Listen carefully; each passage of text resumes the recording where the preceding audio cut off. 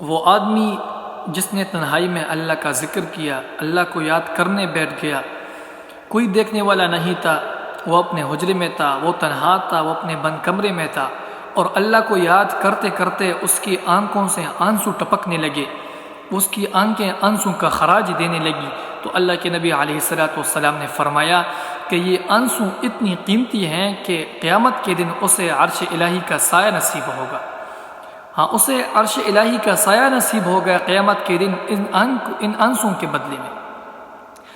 مولانا رومی علیہ الرحمہ فرماتے ہیں کہ جہاں پانی گرتا ہے وہاں سبزہ اگتا ہے، اور جہاں آنسو گرتے ہیں وہاں رحمت اترتی ہے۔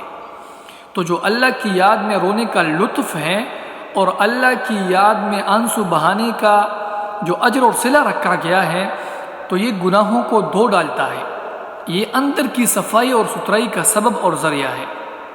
اللہ کے نبی علیہ السلام نے فرمایا کہ راتوں کی تنہائیوں میں اٹھ کر قرآن پڑھا کرو اور قرآن پڑھتے پڑھتے رویا کرو۔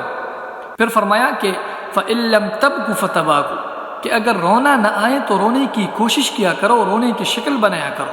ایک بزرگ سے پوچھا گیا کہ حضرت اگر رونے کی کوشش کریں پھر بھی رونا نہ آئے، تو فرمایا کہ پھر اپنے مقدر پہ رویا کرو۔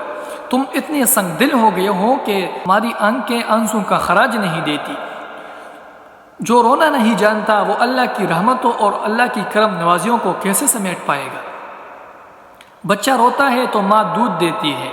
جب بندہ اللہ کے حضور الہوزاری کرتا ہے، عجز کرتا ہے، انکساری کرتا ہے، تو اللہ کی رحمت کو جوش آتا ہے، اللہ کی رحمتیں اس پہ برستی ہے، اس کے نہ صرف گناہ معاف ہوتے ہیں بلکہ اللہ تعالیٰ اس کے گناہوں کو بدل کر نیکیوں میں تبدیل کر دیتا ہے۔ بہت وقت میں نے اور آپ نے صاحب گزار لیا، تیزی کے ساتھ زندگی بیت رہی ہے، میری زندگی کتنی بہاریں کاٹ چکی ہیں، اور آپ نے کوئی 60 سال، کوئی 20 سال، کوئی 25 سال زندگی تیزی کے ساتھ گزر رہی ہے۔ بندہ جب سوچتا ہے کہ میں 40 سال کا ہو گیا ہوں تو آگے میری زندگی کے اگر 30 سال بھی ہیں تو 30 سال تو کافی ہیں، لیکن وہ پیچھے اگر پلٹ کے دیکھے تو 40 سال یوں گزر گئے جیسے چٹکی بجائی جاتی ہے، تو چٹکی بجائے جانے کے وقت میں اگر 40 سال گزر گئے یوں محسوس ہوتے ہیں، تو باقی اگر 30 سال ہوئے بھی، یہ تو گمان ہے میرا، یہ تو گمان ہے آپ کا، ہمیں تو ایک سانس کا نہیں پتہ۔ پوچھا گیا موت اور زندگی کے بارے میں کیا خیال ہے؟ کہاں فجر پڑی ہے پتہ نہیں ظہر پڑھنی نصیب ہوگی یا نہیں، کہاں اتنی لمبے امیدیں لگائے بیٹھے ہو، کہاں عصر پڑی ہے پتہ نہیں، کہاں ظہر پڑی ہے پتہ نہیں عصر پڑھنی نصیب ہوتی ہے یا نہیں، کہاں یہ بھی طول عمل ہے۔ ایک بولا کہ ایک رکعت پڑی ہے پتہ نہیں دوسری رکعت پڑھنی نصیب ہوتی ہے یا نہیں، کہاں یہ سب تمہارے خیالات ہیں۔ میں تو کہتا ہوں ایک طرف سلام پھیرا ہے، پتہ نہیں دوسری طرف سلام پھیرنا نصیب ہوتا ہے یا نہیں۔ کیا موت اتنی قریب نہیں ہے؟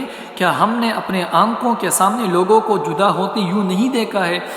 ہم کہتے ہیں اس کی موت کی خبر سنا رہے ہو، یہ تو میں نے ابھی وہاں دیکھا تھا، لیکن جب موت آتی ہے تو ایک لمحے کا تقدم اور تأخر نہیں ہوتا۔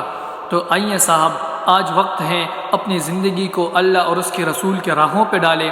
آج وقت ہے، آج موقع ہے، آج توبہ کا دروازہ کھلا ہے، کل سب کچھ نہیں ہوگا، اس کی رحمتیں آواز دے رہی ہیں۔ آج وقت ہے، آج وقت ہے، آج توبہ کا دروازہ کھلا ہے۔